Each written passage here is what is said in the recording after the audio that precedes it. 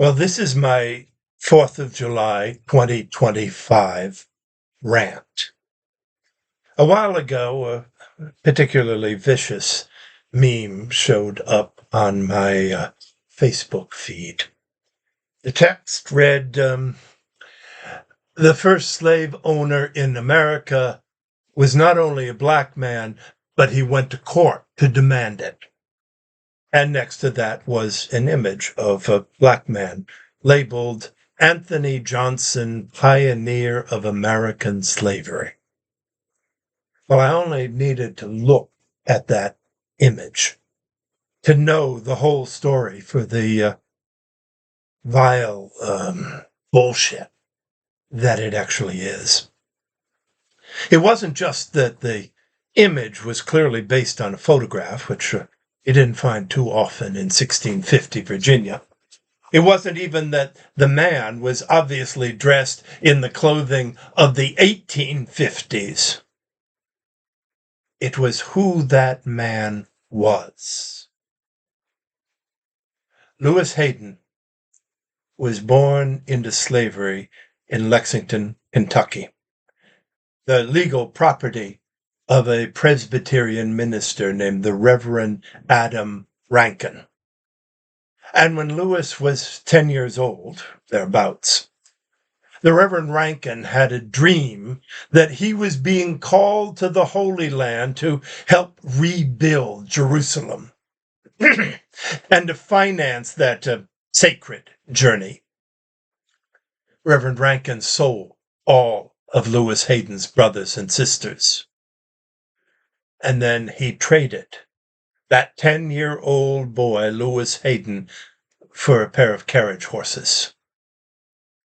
Lewis wrote later that he walked around those horses looking at them and wondered, for these I was sold?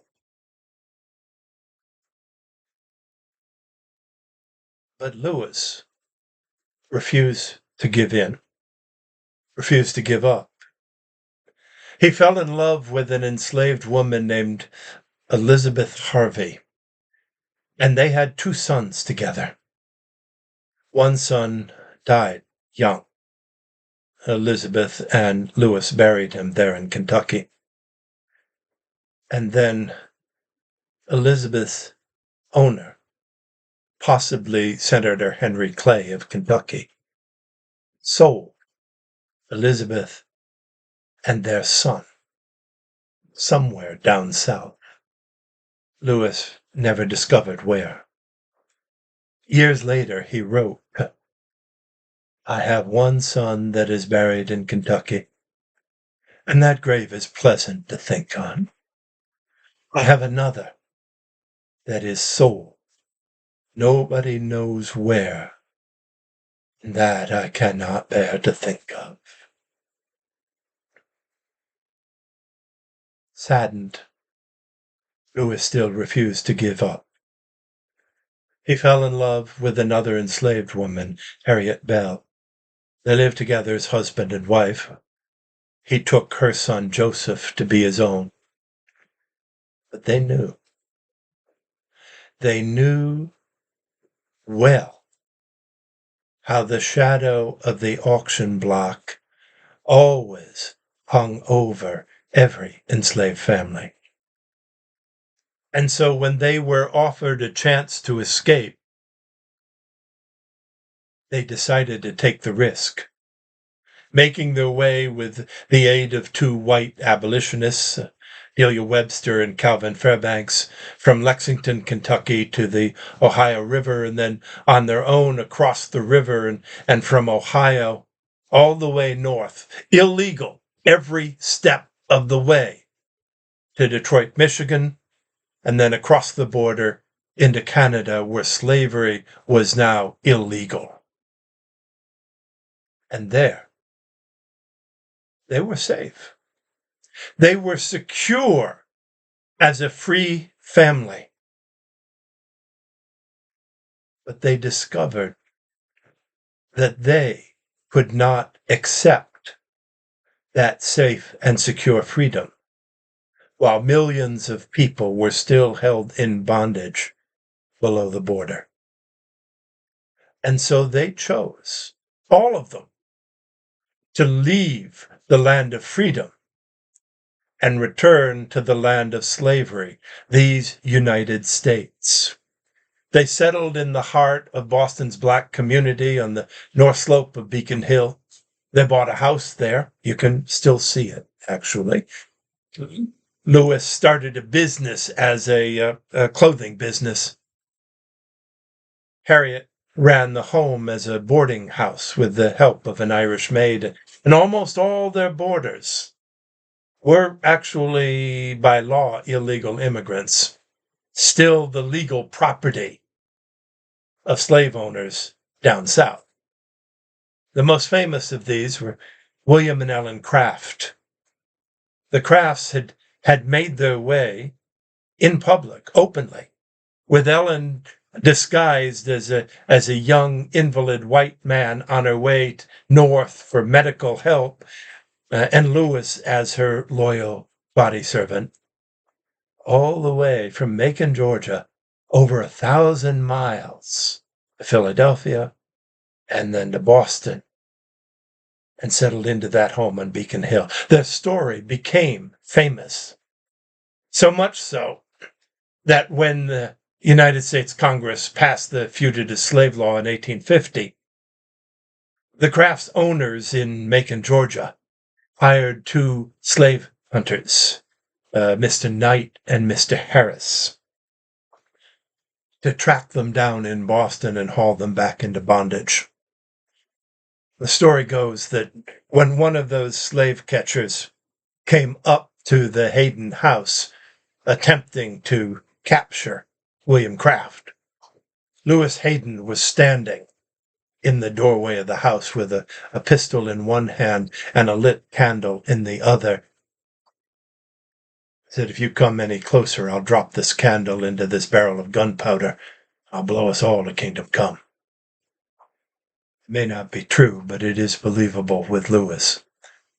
Knight and Harris went back to Macon, Georgia, empty-handed.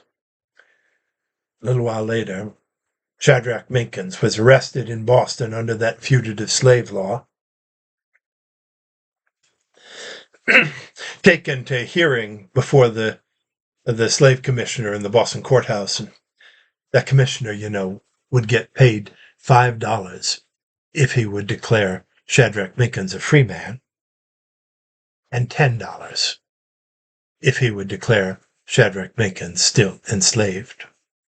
So Lewis Hayden gathered a group of men, and at a pause in the hearing, they burst into that courtroom and they swirled in around Shadrach Minkins and swept him out of the courthouse, down the stairs, into the street, into a carriage, and sent him on his way to freedom in Canada.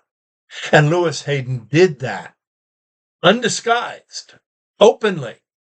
He and the others were arrested for that and for their role later in the attempted rescue of Anthony Burns. And they expected to be convicted, facing a $1,000 fine and a year in jail for breaking that law, and maybe worse.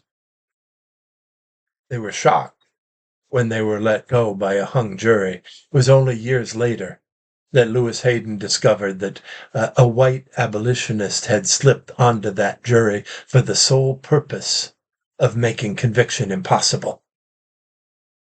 And that is the man who is chosen to represent the, quote, pioneer of slavery in America. Lewis Hayden fought against slavery. He fought against racism. He fought for equal rights for men and women. He was one of the first black men elected to the Massachusetts legislature. He and Harriet lost their son Joseph to wounds suffered in the service of the United States at the Battle of Mobile Bay. And when they died, they left all their estate to Harvard Medical School, a scholarship fund for black medical students. And the Lewis and Harriet Hayden Memorial Scholarship still does good for people today.